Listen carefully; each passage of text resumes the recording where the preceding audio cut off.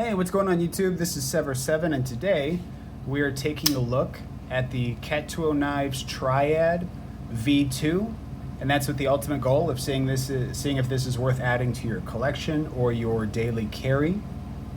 This knife did come to me from the Lefty Pass-Around group. I do not get to keep it, and it will be going back to the Pass-Around group after this review. Now, Ketuo and Reich are essentially the same company, for those of you that don't know. And Ketuo and Reich have this design philosophy of whatever the freak we feel like, right? So they've got a lot of wacky and kind of off-the-wall designs. They did something here that's interesting, though, with their locking system. They have this knife and one other that I'll get to review called the Griffin. Both of them were released as button locks and they were fine. But whenever the compression lock was what do they call it? The patent was lifted and these other companies started coming out with top liner locks, button actuated liner locks and things like that. Ketuo went back to the drawing board with their two designs and came out with the version 2. So what we're looking at is actually a button actuated liner lock. And the big advantage to that is that you have the convenience of a button lock with the detent of a liner lock, which increases fidgetability a million times over, right? So I'm getting a little ahead of myself. But as far as first impressions go, I really like this shred, I would think, this shred carbon fiber. It's really smooth. It takes temperature really well, which is bizarre, but like it's cold, like it's cool in this room, and I can feel that this is cool, right? So it's kind of nice because my hands get sweaty, so it's almost like having a little bitty, like a little bitty ice cube or something in my hand. I really enjoy that. For the blade, we've got this nice satin finish. I'm a big fan of that. Hardware is T6s, T8 for the pivot. And I mean, we're just satin everywhere, except for the scale. So it's a pretty, I'd say, reserved look, right? This thing's pretty laid back. It's not doing anything too crazy. We have about a 70% backspacer coverage, big old lanyard hole, and then this is, sorry for the shake, this is textured, which is kind of nice. It'll add like 5% grip, which is good because this is smooth. This carbon fiber isn't adding any grip. Not that most of you are going to be out in the rain, hard using this, but if you found yourself in wet conditions, I wouldn't go for this knife first, right? It's really smooth. You don't have a ton of traction. And that jimping is going to be for indexing more than anything else. So just something to keep in mind.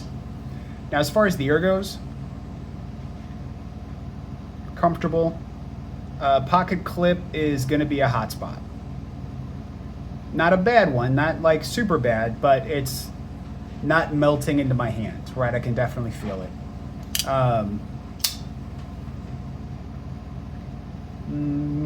Everything else feels pretty good. It's a relatively neutral shape, right? So, it's not like my hands having to conform or contort to fit this handle, right? I mean, it's fine. Other than the pocket clip, it's good. You do kind of get this trigger pull choke up, which is fine. I mean, you can do that and not really worry about nicking yourself. I mean, if you look right there, you can see that I'm in here, I'm squeezing, but and even if I go up here and push, right, I'm still not getting caught by that. I know it looks like I am, but I'm not.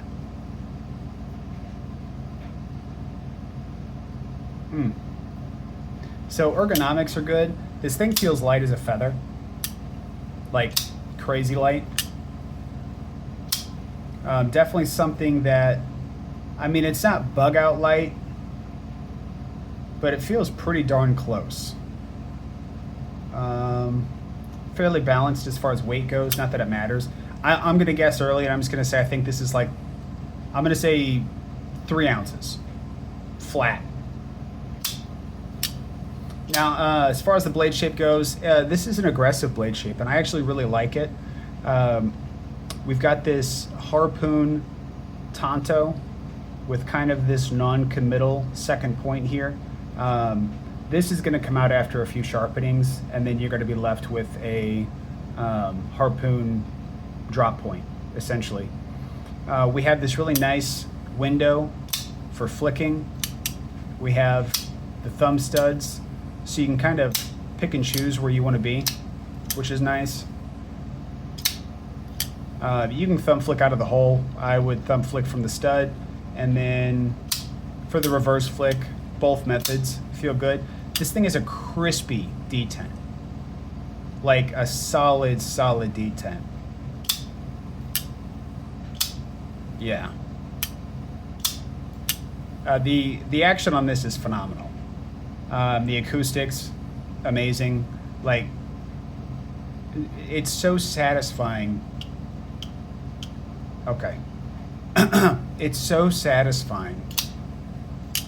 So one thing I'll say is this isn't sharp, which means that if you don't push into it hard enough, you'll do what I did, and you'll do what's called the triple slip, which is where you're like bang, bang, bang.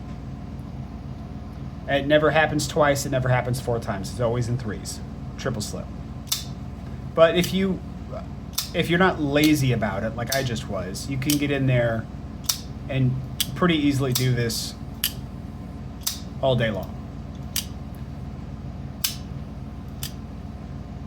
Yeah, even the front flipper, super easy. There's plenty of tension to overcome. That way you can really build up and launch that sucker out. Yeah, the action on this is absolutely fantastic. Based on the action alone, I kind of want to pick one up now. That's awesome. So, big fan of the blade, big fan of the action. Let's take a look at the weight. So my guess was 3 ounces. Okay, 3.3. So I was pretty far off. That's a 10% delta from where I thought it would be. So sucks to suck. All right, and you guys know that I'm still learning the tape measure, so don't. Okay, fine. Make fun of me. I don't care. So it looks like we're at about 7.5 inches on the dot, with a hair over 3 inches. I'm gonna say, looking at 3.25 inches for overall blade length, and then 3 inches for the cutting length. Oh, it's not cutting length. What is it called? Well, you get what I'm saying. This sharp part's about 3 inches. The overall blade is about 3.25. So that means we are rocking I want to say about a 70% blade to handle ratio. So I mean, it's pretty obvious the blade is like way shorter than the handle, which is a little, it's not irritating, but it's just not something I like. I really want it to have a 50-50, or at least the illusion of a 50-50 blade to handle ratio, right? So for that to happen, with us having an overall length of a little over 8, we would really need this to be like 3.5 inches, right? So if they took the blade to like right here, then we would have that illusion, right? And I'd be a lot happier with it. But that's perfectly fine. I mean, man, look at all that space we still have. Like, you could have cut it off right here and it'd been fine. Like, I don't need more blade, just get rid of this fat butt. Oh well, not a big deal. Let's do a size comparison up against the CGRB Pyrite.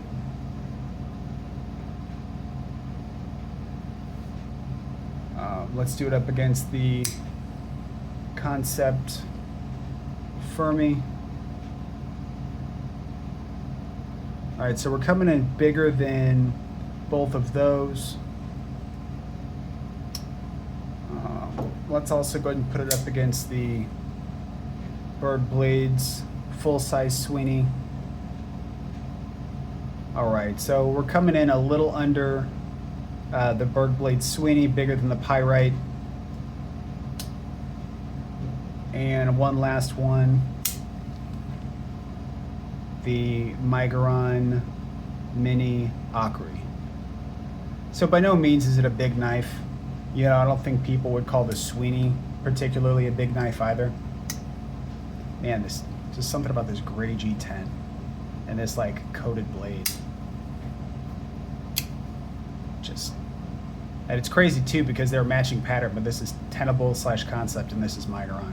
I don't know, but I hope this look sticks around because it is just so good. Review on these coming. All right, so that's essentially it for this one, guys. The next time you see this knife, it's going to be with a full review. Please, if you like the video, subscribe, hit the like button, check the description for my Instagram. It's SEVRSEVN for Sever7, and I'll have a link to this down below. That way you can check it out for yourself. And what am I forgetting? I think that's it. Well, hey guys, I appreciate it. Thank you so much. I hope you have an amazing rest of your day. You are absolutely fantastic. The love and support has been nothing but appreciated. And until the next time, stay sharp.